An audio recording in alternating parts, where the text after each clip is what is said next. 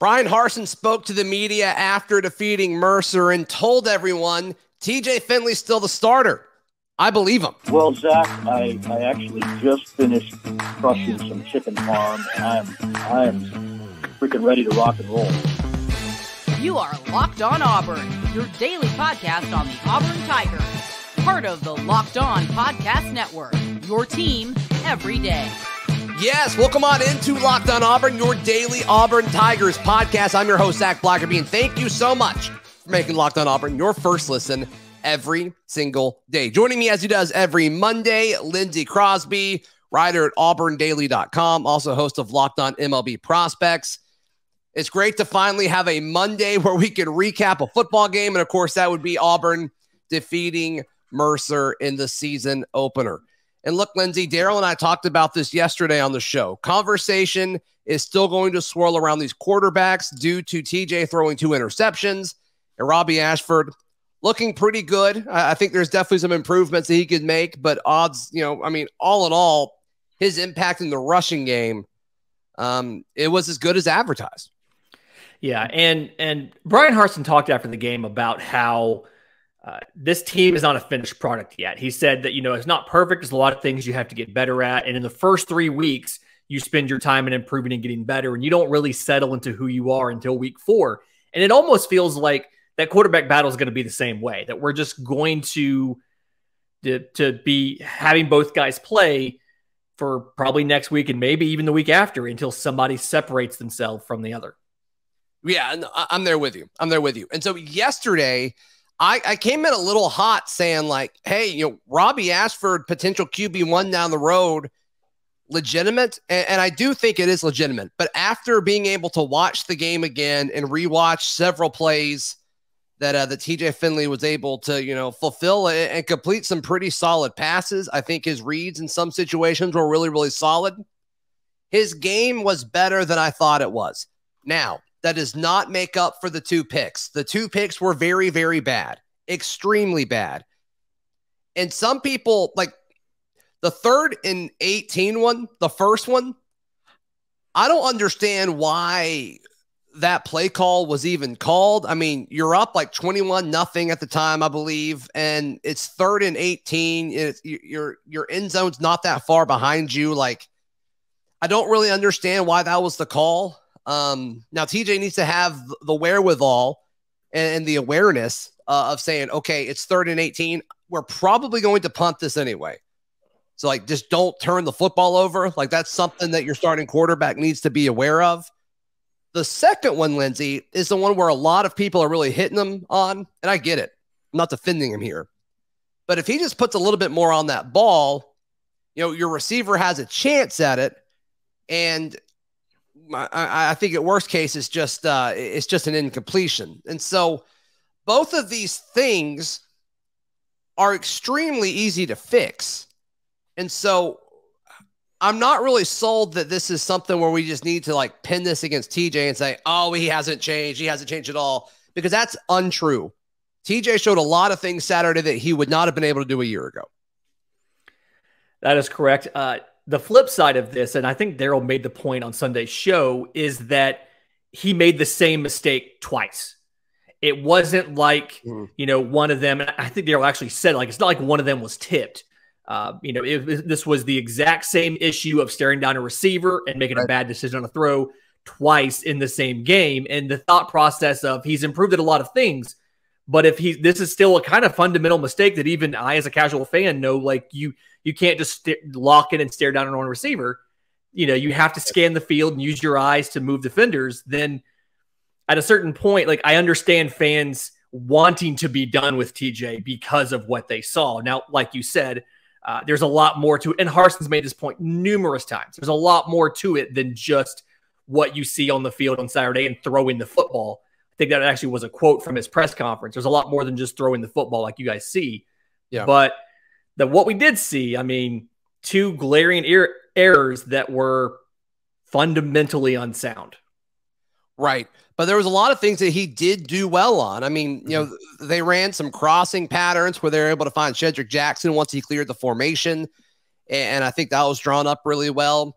I think the first down of the game where he rolled out and he found VAR for like a 10-yard out on 3rd and long. I mean, and that was on the run. That was a design rollout to his right. And he just, to me, he moved better than he did a year ago. Mm-hmm. And also the throws that he had were pretty accurate.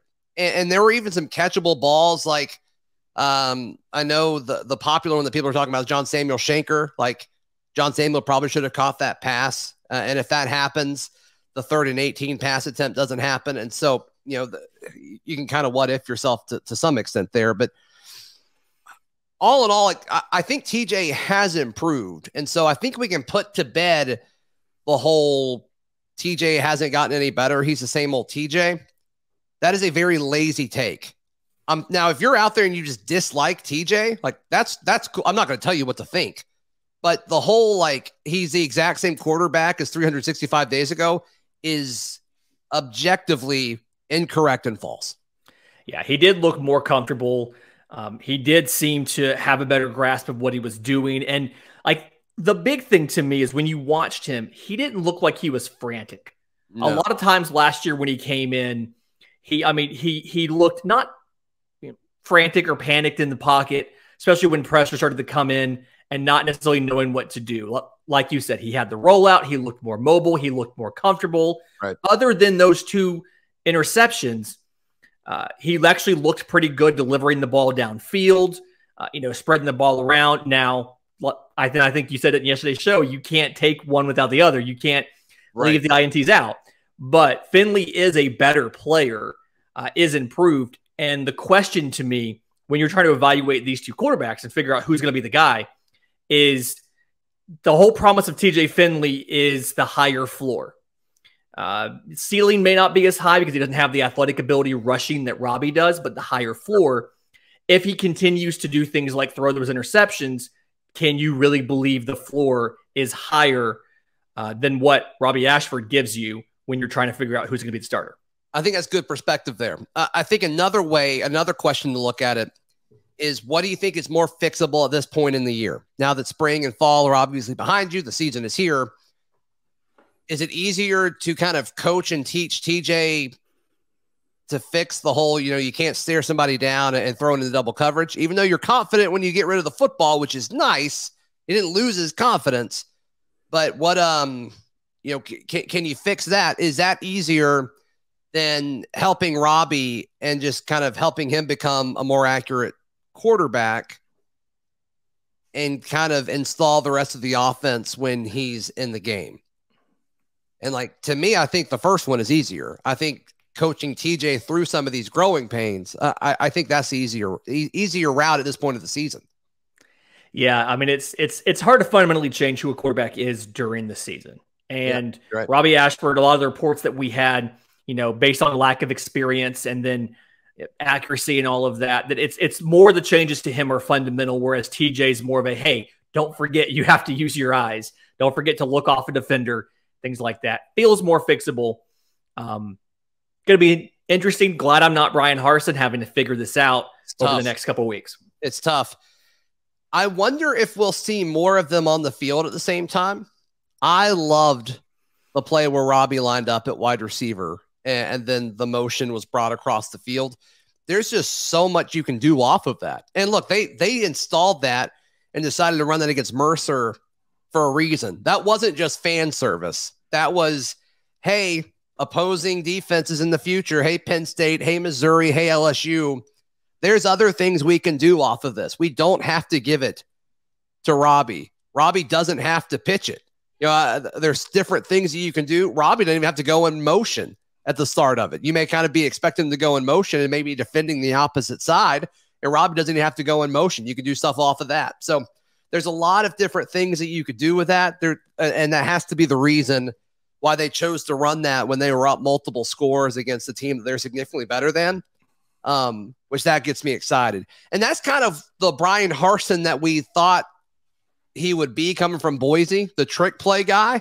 That's kind of what we thought. And that's the first thing I saw when they ran that play. It's like, that's Brian Harsin. That has Brian Harsin, Boise State written all over him.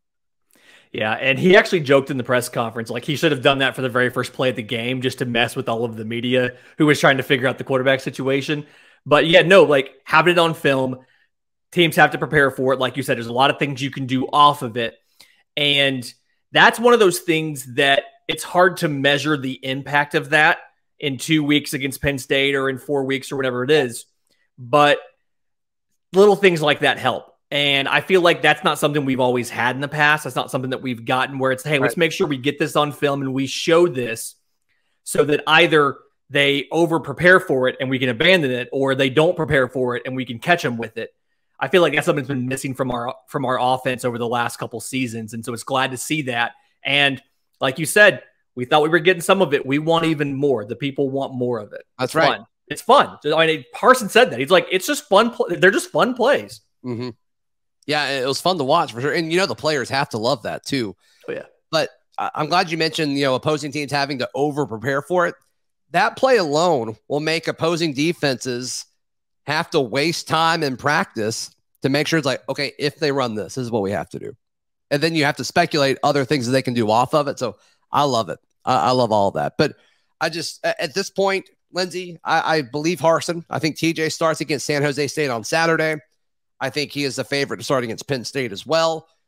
But I do think the flow of the game that we saw in the first quarter, where it was TJ as a starter, Robby would come in for a play or two in that cycle, I bet we do see that every game for the foreseeable future. Yeah, I mean, and we've seen Harsin successfully run that double quarterback system for a while. And so I can see them doing that, like we said earlier, until somebody separates and shows that they can run the offense in every facet without it. But he's got experience doing it, so he's going to keep doing it, and it seemed to work okay on Saturday against Mercer.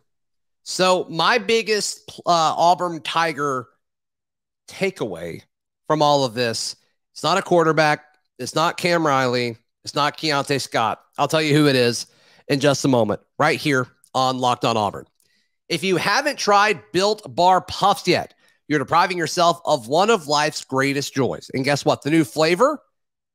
It's delicious, indulgent cookie dough covered in chocolate. Yes, Built has done it again. Let me introduce you to your favorite cookie dough chunk puffs. Have a light and chewy texture, real cookie dough chunks, and of course, they're covered 100% in real chocolate. You're going to absolutely love it. It's high in protein, low in calories, keeps you full. It's good for you. All you have to do is go to built.com and use promo code LOCKEDON15 to get 15% off your order. That is LOCKEDON15 for 15% off. That is at built.com. All right, Lindsay, there's a lot of talk about the quarterbacks. There's a lot of talk about some of the defensive standouts, and rightfully so. But the guy that stood out to me time and time and time again during the rewatch of this game was right tackle Austin Troxel. I thought he was incredible. I thought he had an outstanding game. And really every run for them, like seriously, almost every run that popped, whether it was Jarquez Hunter back there or Tank Bigsby back there, his block sprung them.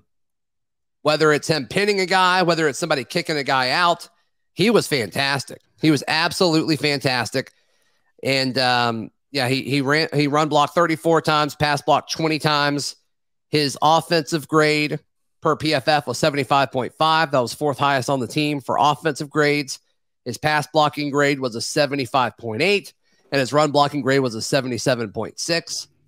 With all the talk about all the offensive line questions, Austin Troxel was a big one for mine, and he exceeded. He absolutely exceeded my expectations Saturday night. I saw you mention him in your Sunday morning gift thread that you always do, and I went back and watched and kind of looked for him in the rewatch, and he was absolutely burying some dudes. Yeah, it's that kind of nasty streak that you want your offensive lineman to have, that I don't feel like we've really had that big mauling, nasty offensive lineman in a while. And so really good to see somebody who wasn't big physically compared to who he was, but seemed to play bigger, to me, was Tate Johnson. Sure. I was really surprised at how he held his own. There's been a lot of talk about, oh, he's only 285 pounds. He's, which for an offensive lineman is small. I mean, for us, that's massive. But He held his own in there. He did a pretty good job at getting off a block and getting to the second level. So he'd fire off the ball, help double team with the left guard, and then he'd go up and get a linebacker and kind of, seal a hole or something there. Yep. Was really impressed with what he did. And the question that I kind of have now is, we saw this against Mercer. How well do we think this translates to an SEC opponent or to a Power 5 opponent like a Penn State? Is this something where we think they'll be just as dominant against them, or do we think they're good enough to let the offense perform as it needs to? I think it's going to translate just fine. A note about Tate Johnson. You mentioned him in the run blocking game, getting to that next level. Pro Football Focus thought the same thing. His run blocking grade was a 74, which if you would have told me that going into the game, I wouldn't have believed you. But the surprising thing is his pass blocking grade is a 42.9, not very good. And so it's almost like the opposite of Nick Brahms. Yeah. Nick Brahms last year was pretty solid in pass protection, but as a run blocker, he left a lot out there to be desired. So we'll see. I wonder how much of that was communication. I wonder how much of that is just he wasn't quite used to, game reps or anything like that. I hope that gets better. It's going to have to get better. It's going to be a really big problem. But we'll have to see. I do think, though, with what we saw up front, I think for the most part it will translate to other opponents. Obviously, you get a nice stepping stone game, right, with San Jose State, and then the real task starts when Penn State comes to Jordan Hare Stadium in 2 weeks. But just looking at what Penn State did against Purdue was Thursday night, I wasn't impressed with their defensive front. It's better than Mercer's, don't get me wrong, and no disrespect to Mercer. It's just these guys are, it's a Big Ten school, not a SoCon school. It is what it is. But I don't think they're like great. I think they're fine. I don't think they're better than a Mississippi State defensive line that Auburn's going to have to deal with eventually. And so, yeah, I think as the schedule ramps up in difficulty over the course of the season, I think it really benefits guys like Tate Johnson. Part of me, and kind of going back for a second to the PFF grade, part of me wonders how much of that grade was the snapping. Because when I went back, I remember thinking this during the game, and I looked for it in the rewatch. There's quite a few times, multiple times where Tate Johnson is, doing a shotgun snap to Finley, and it's not exactly, it's not perfect in the chest where you want it. Now, Finley being 6'7", it was hard to notice sometimes, but he's reaching out to his side or he's reaching up to grab one. It was within his reach. Yeah. Part of me wonders if you have if Robby Alford's the quarterback the entire game, is one of those a bad snap, for Ashford, or is it something where that's going to come back and bite us? Is that part of the reason he got downgraded a little bit? Pass blocking was just some of those snaps. I don't know, but something to just, I noticed, something to watch for and something to think about. Sure. No question about it. Obviously, Tank Bigsby was the highest rated player on offense, 92.3, which is ridiculous. Jarquez Johnson was second with a 91.8, which is very, very good. Then Robby Ashford was third, which is fun. Tate Johnson was, we talked about where he ranked, which is exciting. Alec Jackson, small sample size, but he graded out really, really well according to the analytics. Then the top wide receiver, or I guess the second wide receiver, was Shedrick Jackson, which I thought Shed had a pretty good game. So props to him. But we saw Shedrick Jackson a lot early last season, and then his usage kind of dropped. I think some of that had to do with the emergence of Demetrius Robertson and Kobe Hudson. But we'll see. We'll see. I mean, Shed looks quicker to me, but we got to wait till they do it against, Penn State or Missouri or LSU to really kind of zone in on that opinion. He's quicker. He's definitely bigger. Shedrick Jackson has the Bo Jackson genes as far as working out and what he physically can look like. I did find it interesting, the wide receiver usage, just to real quick before we go to break. But a lot of guys in the game, more receivers touched the ball on rushes than actually caught a pass. So not something I expected going in. Jarquez Johnson 4 for 117, Shedrick Jackson 4 for 47, Tavares Dawson 1 for 8. I think after that, everything else was tight ends and backs. And so not something I expected to happen, but saw a deep rotation, saw, I think, 7 or 8 guys come through when it was still with the ones. So obviously lots of talent there, and just whoever wants to step up and take those, take the reins of a starting wide receiver. I think the opportunity's there. You just have to go make it happen. I think you're right. All right. Which defensive players stood out the most to us after the rewatch? And yes, the answer is always Eku Letoa. He exceeded expectations. We'll touch on that in just a moment right here on Locked On Auburn. We talk about it all the time with some of these local partners that we have throughout the Locked On podcast networks history, specifically here on Locked On Auburn. We love supporting Auburn people and some Auburn folks that I am dear friends with over at the drugstore over on North Dean Road, 464 North Dean Road. Highly encourage you. Locally owned, family business. They've been taking care of folks for a long, long time, including my family. So whenever you need a prescription filled, or I highly encourage you, if you're kind of getting your prescriptions filled at a national chain pharmacy, to support Auburn people, support local people here in this community, and give a call to the drugstore or go see them at 464 North Dean Road. That's over in Auburn. They've got a drive-through and everything. And they'll remember your name. They'll take good care of you. Check it out. The drugstore, 464 North Dean Road. Lindsay Crosby, our guest today, looking at some of the defenders that stood out. I mentioned Eku Letoa just a second ago. He was incredible, scored an 84.6 defensive rating according to Pro Football Focus, but he was on the field a ton. He actually was tied for the most snaps on the team as far as participation. He and Caden Bridges tied with 57 snaps. But I think this may be an overreaction. You tell me if it is. But all offseason, we talked about how, it's Derick Hall and Eku Letoa. Part of me wonders if we should be saying it's Eku Letoa and Derick Hall. I did notice rather early that Eku Letoa was hitting that quarterback often. Was getting there a lot. Now, people smarter than me will talk about, is it because teams are focusing on Derick Hall and giving extra protection that way? That there is something to be said for that. But I do think this is one of the better pass rushing tandems in the SEC. Has to be. It absolutely has to be. If not the entire country, Eku Letoa, 2 quarterback hurries, a 10-yard tackle for loss, 4 tackles, like we said, was around the quarterback an absolute ton. And you could tell, despite only recording 1 official sack, I pulled up the box score on Sunday evening, and they changed it and gave Derick Hall a sack.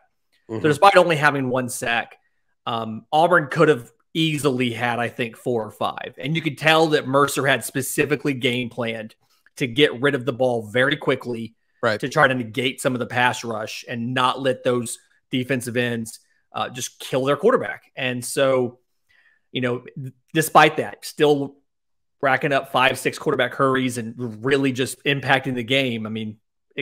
Letoa and Hall, that's a defensible argument, not a hot take. Yep. Derick Hall, 6 total pressures. Eku Letoa, 6 total pressures.